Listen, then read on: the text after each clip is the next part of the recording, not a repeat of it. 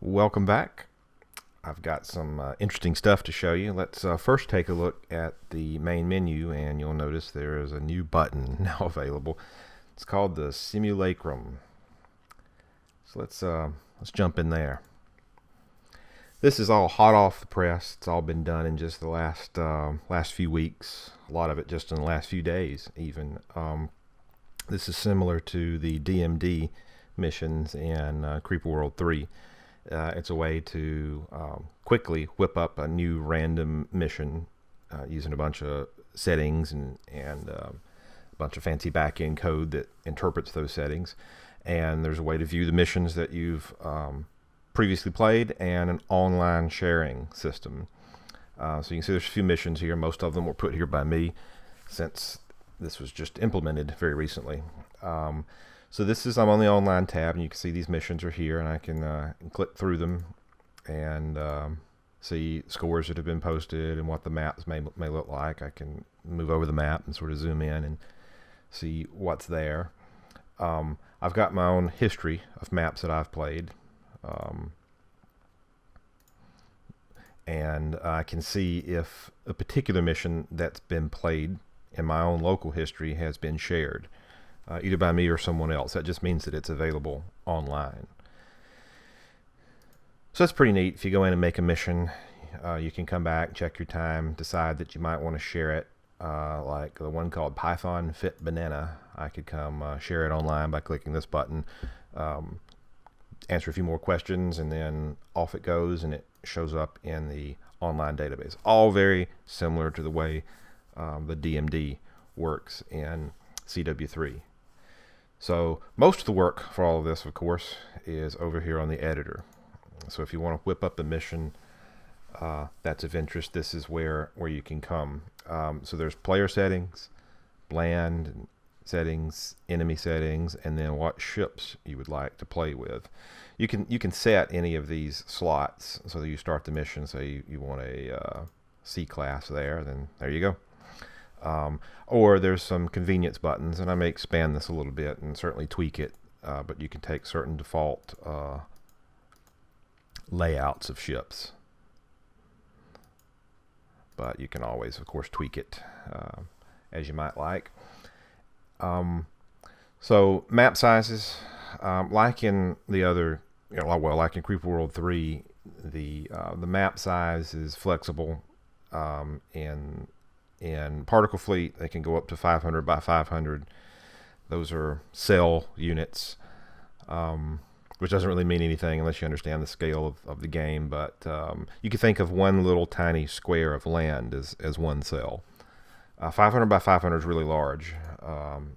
It's these particular sizes that I've placed here generate maps that are a 16 by 9 aspect ratio. So it's 500 wide, but it's not 500 tall. That's to make it more of a rectangle than a square. So these aren't the biggest possible maps that the game supports, but they're pretty big. These extra large maps are. I tend to play on medium, maybe large. If you want something really fast, you can do small, or even more of a puzzle map might be something that's tiny. But I'll just go through some settings here so you can see what the what the results might be. So we'll pick medium. So player settings, there's a seed. If you know how random number generators work, then you give it a seed, and then it generates a sequence that's unique and reproducible based on that seed. So you can change that seed if you like, so that you get the same sets of pseudo random output based on these settings for the player. You can, if you don't want to just type in 1, 2, 3, or 4, you can hit this rand button to randomize the seed. And of course, that rand is based off of unique conditions at the time you click rand. Things like your uptime and system ticks and stuff like that. Anyway, it gives you a random seed for the pseudo random number generator. And you can see the player stuff over here on the left, based on these settings, is bouncing around. You can click that until you get a configuration you like based on the settings. Now, if you want random settings as well, if you want these things to be tweaked, you can hit this rand all, and suddenly it starts changing everything around. The numbers, the counts, the locations, all sorts of stuff. Similar for land. for a given set of land parameters. This is all stuff that controls a fractal land generator. You can get a random seed, or you can randomize everything, which randomizes the fractal settings. So you get weird and different looking land output patterns. And just to explore this a little bit, like some of these are self-explanatory and some aren't. So pan simply means moving the land right and left. You could see that's pretty neat. For a given fractal landscape, you can move it right and left or up and down. So if an island's just in the wrong spot, you need to move it just a little bit, or think it would be interesting, you can do that. Scale, of course, is stretching in one direction or another. So you can make land appear to be much larger or at a finer detail for a given map size. Amplitude and cutoff have to do with how the land is picked from this random fractal topographic landscape. You can think of these islands that show up as the tops of hills on a random topography. Amplitude is how high the topography is, and cutoff is where you chop it off. So amplitude and cutoff are intrinsically related, but if you raise the amplitude, you tend to get higher terrain. Cutoff can come to match it, but you can see that white, that's the very tip, that's the very highest map level. So you can lower things down or take things up. So combinations of those things can give you various amounts of land on a map, in conjunction with, of course, scale and panning. You can make some interesting configurations without having to manually go in and do it all yourself. So back to player and enemy settings. A number of these are similar, left to right, and then of course they diverge because there's some differences in how the enemy can be deployed in these particular maps. But anyway, there's location. Right now, player location is bottom. That means the player is going to spawn and have resources on the bottom of the map, and the enemy, in this case, is everywhere except the player. So that means the top. So if I said left, then the player is over here on the left, and the enemy is everywhere except the player, which means the right. Now, I could have changed the enemy to be, let's just say, bottom, and now the enemy is on the bottom, so part of the enemy overlaps the player space. You can get some interesting layouts that way. Typically, I tend to play a lot of missions that just what I personally like, everywhere except the player for the enemy, and then I tend to pick the player sometimes on the left or right, top or bottom, and sometimes just in a corner like this. So you just sort of own a little piece of the map to start with. You can quickly lose it. But those make good starting positions for random maps.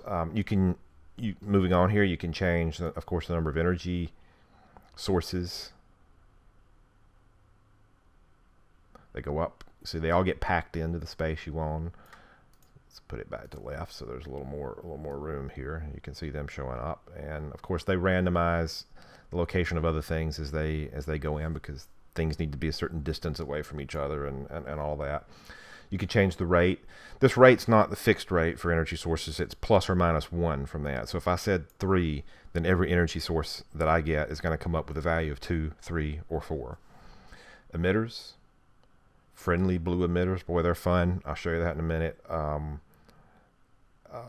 You can put them here, and then, of course, the emitter rate higher means they emit faster and slower. Emergent, as people who have followed the blog have seen in previous videos, mired blue land produces emergent over time, and if you don't know what that is, just keep watching. I'm going to play a mission here in a minute, and you'll see.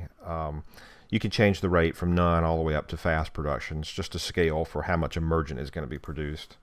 Landstruck is this blue stuff. You see it appearing around the land. That's friendly struck that appears in the game. It's fixed in space. It damages enemy particles, enemy ships, enemy doppels. You can have it sort of grow around an island, around the land masses. It can provide an extra defense at the start of a mission, give you more time to build, etc. But that's controllable with this setting. Plasma. In these missions, I tend to put a plasma line that divides the space. So I said left for the player, so it draws a vertical line of plasma between the two. You can, of course, turn that off if you don't like it. Oop, no plasma. Or you can turn it way up. Plasma, as you may recall, simply slows down the flow of enemy particles. Enemy particles hit that blue plasma, and they slow way down. Now, it decays upon contact, so it wears out. But this provides a buffer between particles. So if you like a mission where you have a lot of time, you want to take your time, think about it, build up, then crank that guy up, you got yourself a lot of time. If you don't want that, you want an immediate threat, turn that off. Energy pods, that's the concentrated resource. You collect it and it gives you a fixed amount of energy. So the more of those, the easier it is to start a mission.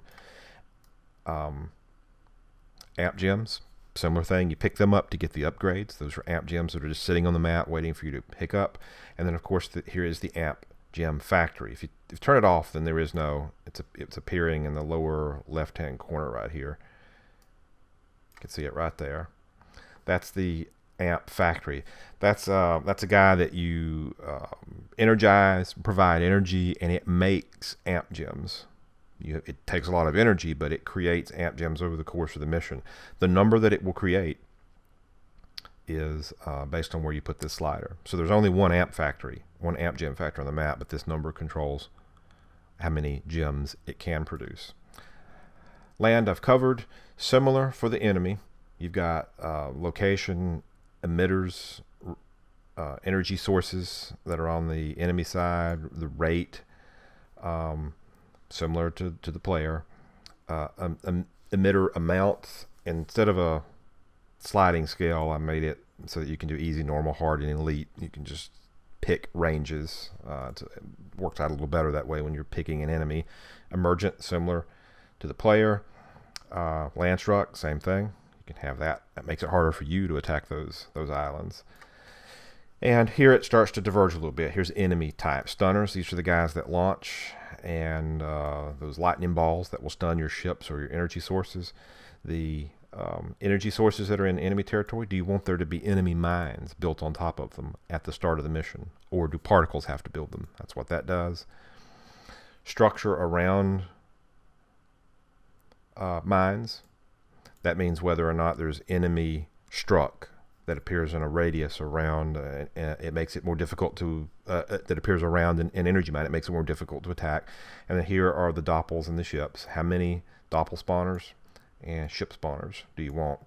What type? You can pick a particular ship type. You can set it to random. It'll randomly pick one, or you can set it to mirror. Mirror means it will build a ship from the types of ships that the player has built. So if the player has only built lathes, that's if the player's only built one lathe, then the enemy will only build a lathe. Let's say you blow up that enemy doppel or ship, and by the time you've done that, you've built a wolf or a marauder. So you've built a marauder, a wolf, and a lathe. Now, when the doppel respawns, it will pick between those three. So it tends to mirror what the player is doing. Pseudo-randomly, of course, it's not going to always pick the same ship. It could change each time, but the collection that it chooses from is based on what the player has currently built on the map. And this controls their behavior. Easy, they just sit there, don't do very much. Elite, they come after you, they try to ram you, they've got armor, they retreat, they all sorts of stuff. And the inventory I covered. If you want to randomize everything, just the seeds, you can do that, or absolutely everything. I got a button up here. It applies to all those panels. The default map, which just sets everything to seeds of 1 and standard values for everything. You can kind of start over. And if you want to share, you can copy all of these settings can be wrapped up in a code that's base64 encoded. It's a relatively short string. It can be shared on a forum or put in a text file, emailed, or whatever. You can copy these settings. You can say copy to clipboard and then go somewhere and paste, and you'll have the code for this. And correspondingly, you can copy from some other place and come here and say paste from clipboard, and it will apply the settings. Most people don't do that because you don't have to do that, because the game keeps track of everything that you've played here, and when you share it online, it's here. You don't have to worry about copy pasting and all that sort of stuff. But it's there if you want to manually share or maintain, or you got friends you want to share something with and you don't want to go through the online system, or you're stuck out in the boonies and for some reason you don't have online access. I don't know how you watched this video, but nonetheless, that's there if you're offline. So let's pick one. I made one informatively called Blog Video Mission. So I'll play this one. This is one I whipped up. It's going to be short. It's going to be easy, but you can get an idea of some of this stuff in action. So let's just start that guy up real fast. See if I can move through it. Scores, map previewer here now. These options, I don't know if I've covered them in a video yet, but if I haven't, I will in the future. Let's just jump on in. Okay. Pretty small map. I played this once. I think I started around right here. I'm going to show you some of the new tech upgrades here too. Pause it a moment because there's more now. Yay. And the way these have worked out is they tend to provide unique capabilities. A lot of them do. So I'll show you a few of those. But to show you those, we got to get a few things going here. So I'm going to go ahead and pick up some amp gems, build a lathe, so he can help me collect things. I got to worry, this is a real thin plasma line here in the middle, so it's not going to slow these particles up for long. They're going to move in on me. Okay, we've picked him. I need the energy, so I'm going to move up here. For tech, let's go in, and one of the first things I'm going to choose is emitter control. Even though I'm going to starve for energy, I still want that emitter control. Now, these techs, when you purchase them, you don't necessarily instantaneously get them. So they tend to ramp over time. I think I showed that in the last video. And most of them, many of them scale with that efficiency %. So if I had chosen energy range increase, the energy range would go up over time, up to 100%. For emitter control, it means I have to wait to 100%. And you can see above the emitters, my blue emitters, these rings have appeared and they're counting up. Once they're all the way up, then I'm going to have some control over these blue emitters.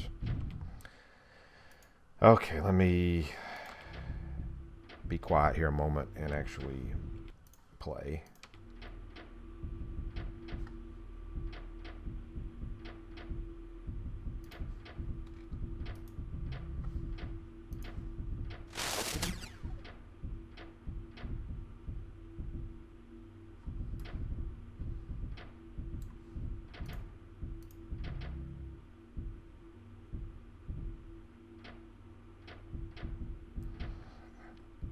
Okay, doing okay. That's right, I remember this mission. I made it really easy because I knew I would be long-winded in the first part of this video, so I needed something that would go kind of fast in the back half here.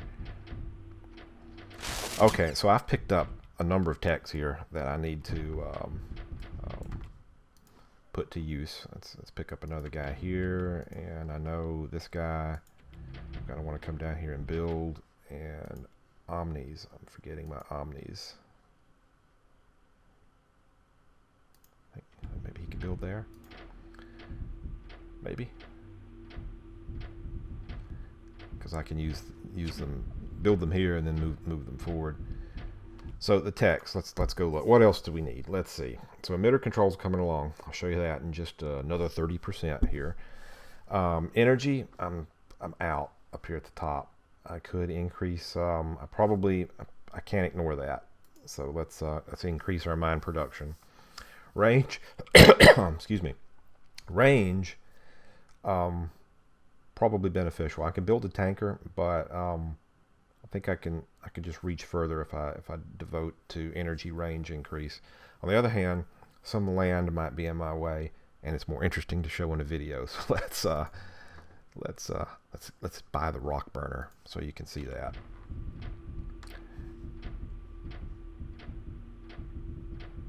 Yeah, that energy range increase, maybe it will increase so that it's here, so it can power this amp gem factory down here at the bottom that I have picked up. Okay, so I need to move forward here. I got some particles encroaching. And what's that? I'm going to need that tanker, so I might as well pay for it at some point. I've got a little energy store. My the mine production is ramping up, so we can see our energy production is increasing. This number here, this 11, it's rounded to the nearest integer, but it's the output of the energy mines. The second one's the output from mired land.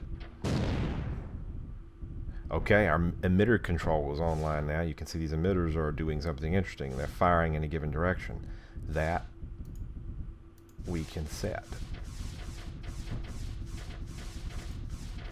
So he's firing in that direction. This guy, let's send those particles up there. We'll make one unified beam that shoots across that direction. I told you I made this mission easy. I gave myself 3 emitters, blue emitters that are pretty powerful. And a weak opponent that's not coming after me. He's building a ship, but I think I set him to be pretty easy. He may even just sit there.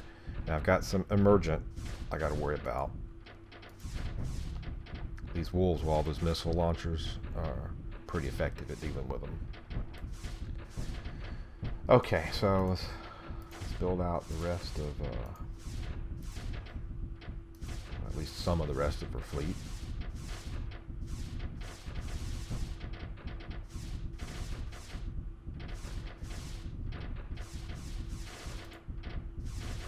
I've got one more tech now, and I mentioned that the energy range increase might reach the amp gem factory, so maybe I should actually purchase it.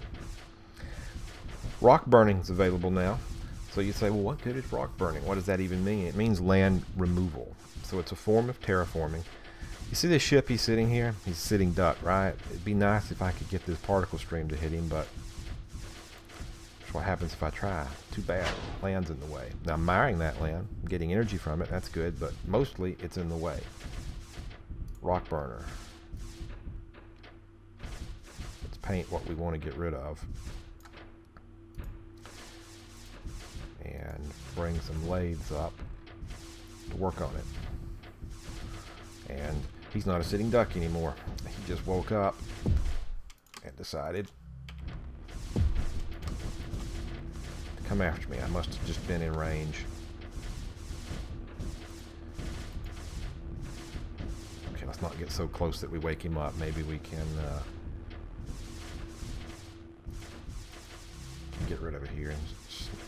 Maybe. So we're getting rid of that land. Particles are just piling up. They're kind of recycling. Now, blue particles created on these maps, they don't have unlimited lifetimes. They have around a minute lifetime. So if you find a whole bunch of particles are stuck in the corner of the map, you don't have a grabber to go get them, no problem. They're going to time out and expire. And the emitters will start to emit more. Sneak in a little closer without waking him up, because I need to get rid of all that. Nope. That's too close. It wakes him up.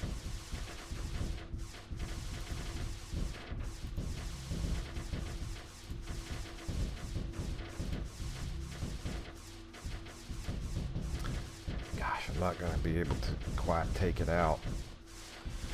So what could I do? Well, I could build a grabber, park it right here and shoot straight across there. That's probably the smart thing to do for gameplay. I built it too close. Maybe he can get out of here. His bridge is built so he could move. I could easily take this guy out, by the way. I'm just trying to do a neat thing here with the particles. I've clearly got the forces. He's clearly weak enough.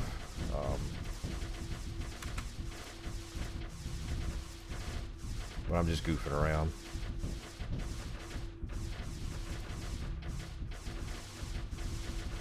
Let's do this so we don't get particle collisions. Let's send these particles up here so they go there, and then move these guys down here like that. And then he will project them that way. And then it's going to be a bad day for Mr. Bad Enemy Ship. He's going to do his best. And this is a marauder. he's going to be able to slow down, destroy, perturb that incoming mass of particles. And he's got nearby particles and emergent. He's actually in a pretty well defended position. I might have to send a ship up there to help. Look at those emergent, they're tearing through it. These emergent, by the way, they spawn. I mentioned earlier I'd explain what they are. They spawn from mired land. So as particles hit land, they turn it red. And based on the rate of emergence that you configured in the settings, the emergent pop up randomly over time. They tend to live when they're newborns, they tend to live near where they were born. They will merge with other emergent, become larger, and when they're fully mature, then they move to some location on the map. They sort of move around, randomly bobble around in that area. But there they are. There's actually a tech upgrade. I don't have emergent in this mission. I didn't give myself any emergent, but there's actually a tech upgrade called emergent control, where you can say where you want your emergent to rally towards, which is neat. You can build up a population of them and then move them in an area to help with your assault. Well, look at that. He's doing exactly what I would do. He's sitting in a defended area, and these particles are coming in, and he's managing to hold them off. Let's see if we can disrupt the balance. Whoa! I'm stunned. Look at that. I got stunned right as I was trying to move, which means I probably should do something about defense. I can build this discharger ship. Takes out the incoming stunners. There's also a mine dischargers. You can add dischargers to take out stunners to energy mines, which is nice. Anyway, I've got a tech I can spend. I don't have to spend it on these tech. You can mount these amp gems directly on ships. Let's do that. It increases the range and the fire rate. Bye. Now those particles are going to go through.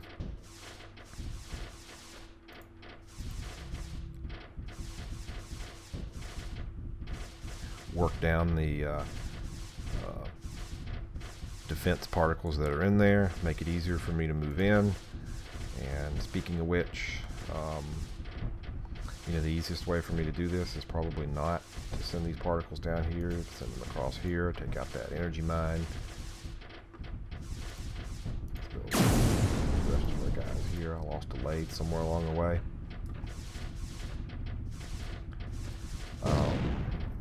Omni probably should be built up here. Take the rest of this island. Yeah, just look at those particles. They're going to tear through it. Because I'd like to be able to claim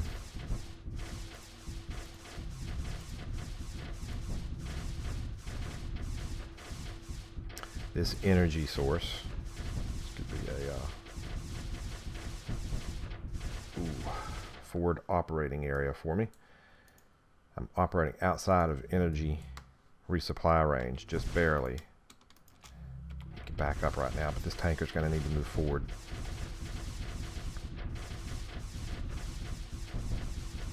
Okay. There goes our energy. Taking out some enemy ships down here. I'm starving on energy a little bit. Notice the amp gem factory's working. He's almost ready. Once he's done, the amp gem is ready, but it still must be harvested. That's why I got my headquarters ship parked down here to let him harvest it. Since I'm running low on energy, I wonder, well, intermittently low on energy. This is one of those times in the game where do you invest in what you know you need to do, like land production increase your energy storage, or do you go for one of the cool upgrades that you really want to play with, or do you just stick it on a ship so to make it even more powerful? One compromise might be mine cannons. That might be it. Could actually collect it first. Okay, there we go. Let's buy the mine cannon. It's going to add a cannon to these energy mines, make it so they can defend themselves a little bit. And as it ramps up to 100%, it's able to fire faster. Now you'll notice there's a release button on these, so if you change your mind, you can get rid of them. But of course, you release it, and then you purchase something else, you have to wait for that ramp up again. So there is that intrinsic penalty. Okay. Alright, so let's quit messing around and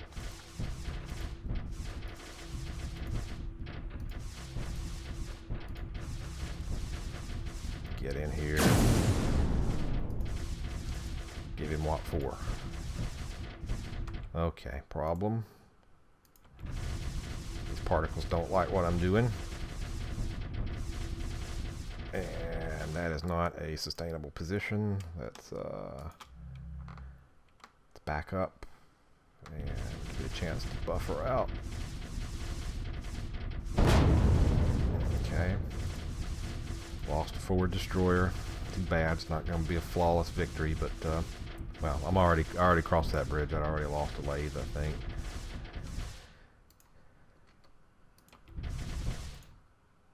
Let's get in there and take advantage of the lull.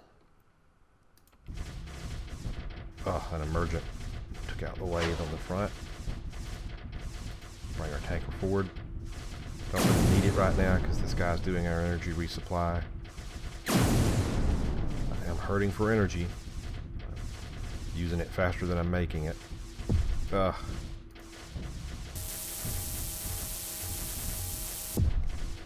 Oh, one of those actually. It had been weakened significantly, so that's why it didn't last very long. So, no more ships are going to spawn from him. He's almost gone. Move in and take out these guys now.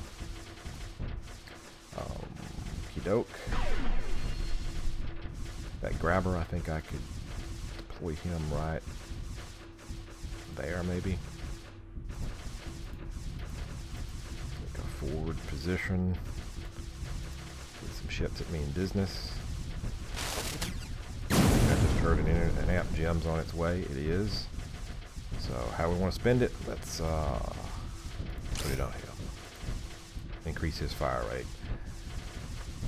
I don't like these emergent that are swarming around, and missiles are the best way of dealing with emergent, that's for sure.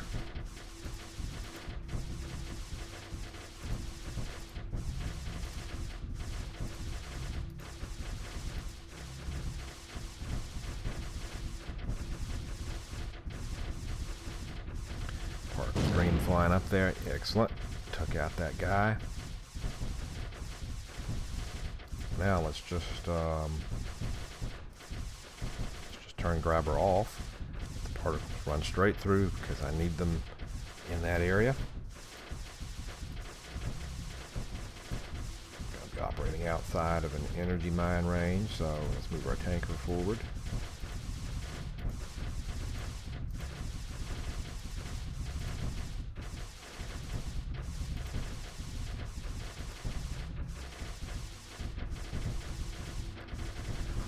Move in with our lathes. And put an end to the enemy menace. Could have built another option here. I can actually come up here and uh-oh. That's the dog, by the way. Let's move up here now. See if we can anybody who has a small dog knows that's a normal thing. They hear the slightest noise, off they go. It'll scare you out of your seat. Now, I'm not able to quite take this energy source yet because there's still mire on this land. So if there's struck or mire underneath it, it's going to prevent you from taking it. So one thing I could do, we could move an Omni up here, or I could just turn this grabber back on. Let's send the particle stream right up there. Mire the land.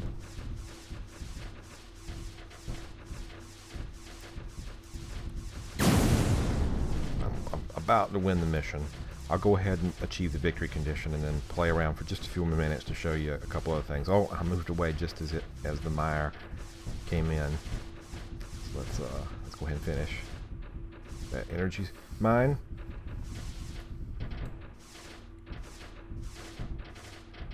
Yay. He's down. Oh, I forgot somebody. He's down here. No problem. Let's move the more than sufficient fleet down here. What do we do? Let's see. Maybe this. Maybe that'll work. I can get a shot in that way. Let's see. I don't really have to, but you know, just like messing around sometimes. Now let's move these guys back down here. Send in the lathe. Let's just do this the most insulting way. Let's send in the headquarters ship to personally take out the final emitter. Let's let him do it. You guys stand back. Because he is so beat. Look at him. He's just surrounded by blue particles. They're just splashing around. Missiles hovering around waiting for particles to spawn. And the headquarters ship parked right at the edge and taking him out. So yeah, that's total victory. Okay, time was not good based on what I previously played it. That's okay, I was just messing around. Let's keep playing for a minute. That was the final enemy. A lot of, I added that keep playing because sometimes people like to keep goofing around. You might want to mire all the land or even burn it all away based on the rock burner upgrade. But just to show you this emitter control again, you can do things like send it to each other individually, point them, of course, that sort of thing. It's kind of neat when you shoot them at each other as well. You can do things where you intentionally make a mess because you want the particles to cover a wider area. So that will kind of do it. Especially if they're far apart. In this case, they're going to splatter around and get close enough to be pulled in and recycled and sent back out again. But here in this case, it's sending out two sort of fountains in a direction orthogonal to the line between these two emitters. You can do just one more thing because this video is going too long here. But I like messing around. You can make a loop. Let's speed up the game. Remember I told you the particles only live so long, so you'll see these start to expire and go away. And when they do, it frees up free particles that can be respawned again. And you can build up a collection here in this loop. And eventually they'll start expiring because the particles in here will only live so long. And then you could, for instance, send it out. Emergent are still spawning because they're still mired on this map. That's where these guys are coming from. These tiny little patches here. That's an insta-mire. I could take the grabber maybe, and which I don't have anymore because Emergent took him out. Or I could burn this out of the way and then fire down here, fire over here. I could send omnis up here to mire this area. Lots of options. Boy, that's a mess. Look at that. Well, a mess if the enemy were still around. Anyway, I'm going to go goof around some more. Thanks for watching.